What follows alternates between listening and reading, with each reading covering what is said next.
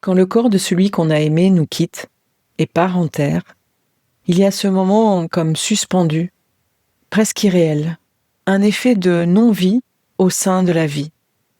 C'est ce moment où le corps de celui ou celle qu'on a aimé nous quitte. Tu as certainement déjà assisté à cet instant, quand le caveau est ouvert, que le bois du cercueil touche le sable, la terre ou la glaise, et que le son sourd du dernier geste nous transperce. Ce n'est plus seulement un adieu, c'est une séparation physique, une coupure tangible. La peau, le souffle, la chaleur, tout s'éloigne. On ne reverra plus jamais celui ou celle qui a été à nos côtés si longtemps, ou parfois si peu de temps. Bienvenue dans la saison 5 de Sweet Papy Podcast. Et si je te disais que dans l'accompagnement de fin de vie de nos proches, il existe parfois des instants comme suspendus, où tu découvres une force en toi que tu ne soupçonnais pas. Alors avant que mes souvenirs ne s'effacent, pendant 60 jours, j'espère devenir ton miroir. Celui qui éclaire tes choix, tes fragilités, ta façon d'aimer, que tu sois aidant ou professionnel du soin. Alors abonne-toi pour ne rien manquer de ces instants de passage. Et pourtant, quelque chose en nous refuse de croire que c'est fini. Quand le corps disparaît, le travail commence. C'est celui d'un passage, du visible à l'invisible, du tangible au symbolique, du « il ou elle est là » à « il ou elle est en moi ». Je te l'avoue humblement, mon sweet papy, c'est au moment de la descente de ton corps vers la terre que je me suis écroulée en larmes. J'avais tenu jusque-là, désirant faire moi-même la maîtresse de cérémonie, sentant que nous ne pouvions pas laisser un inconnu te parler. Mais la séparation était là. Tu sais, toi qui m'écoutes aujourd'hui, je t'en remercie, je t'ai déjà parlé du passage et de l'aspect symbolique de toute chose. Eh bien, ce jour-là, par instinct certainement, nous avions en fait choisi exactement le même cercueil, la même couleur, la même décoration que celui de la sœur de Sweet Papy. Et lorsqu'ils t'ont glissé lentement sur son cercueil, j'ai su que vous étiez réunis au-delà, enfin. Dans toutes les traditions, le corps est plus qu'une enveloppe, il est un lieu de mémoire et de sacré. Dans le judaïsme, on lave le corps avec respect, parce qu'il a été le réceptacle de la vie. Dans l'islam, on l'enveloppe dans un linceul blanc, simple, pur, comme pour lui rendre à Dieu ce qui venait de lui. Dans le christianisme, le corps est béni, entouré de prières. On lui souhaite la paix et le paradis. Dans le bouddhisme, on laisse le corps reposer 3 jours parce qu'on croit que la conscience y demeure encore un peu. Et même ceux qui ne croient en rien gardent souvent un geste, une main posée, une caresse, un mot murmuré.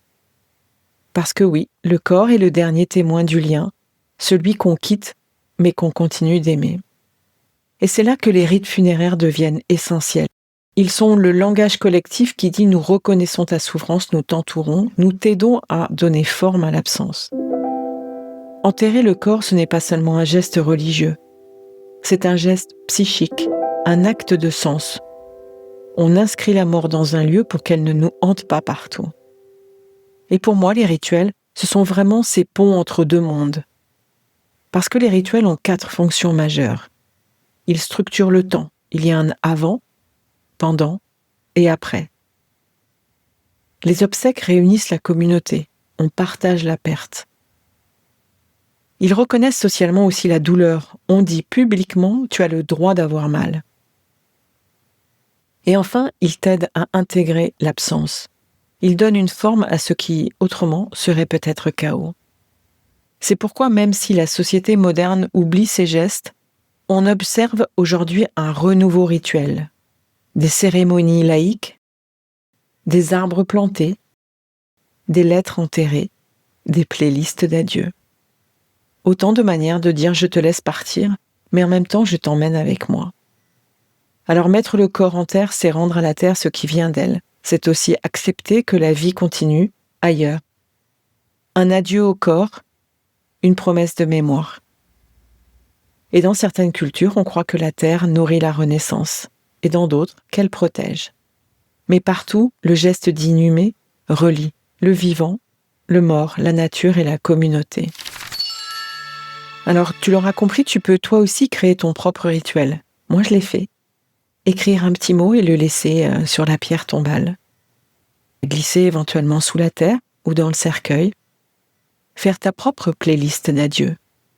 Laisser une fleur sur la tombe, pas forcément au moment des funérailles, mais beaucoup plus tard. Et simplement respirer profondément et murmurer le prénom de ton proche. Parce qu'accompagner un corps, c'est aussi honorer la vie qu'il a portée. Donc quand le corps part en terre, le cœur, lui, reste au travail. C'est un travail lent, vivant et spirituel. Et dans cette lente descente du cercueil, il y a peut-être au fond un apprentissage. Une fois de plus. Voilà, c'était notre épisode du jour. Et je voudrais juste t'indiquer que quand le corps part, quand il s'en va, la mémoire s'enracine. Et c'est peut-être ça, aimer jusqu'au bout. À demain. Si cet épisode t'a touché, inspiré ou donné des pistes pour mieux appréhender les imprévus de la vie, je t'invite à aller plus loin. N'hésite pas à t'abonner à Sweet Papy Podcast pour ne manquer aucun des prochains épisodes, remplis bien évidemment de bienveillance et d'histoires inspirantes. Et puis partage s'il te plaît cet épisode avec quelqu'un qui pourrait en tirer des enseignements précieux. Et surtout, si tu souhaites discuter de ton propre parcours d'aidant, échanger ou découvrir des ressources pour t'accompagner, n'hésite pas à réserver un appel découverte avec moi via le lien qu'il y a dans le descriptif de l'épisode. Sache que ton histoire, ton expérience et tes questions méritent d'être entendues. À très bientôt et prends soin de toi.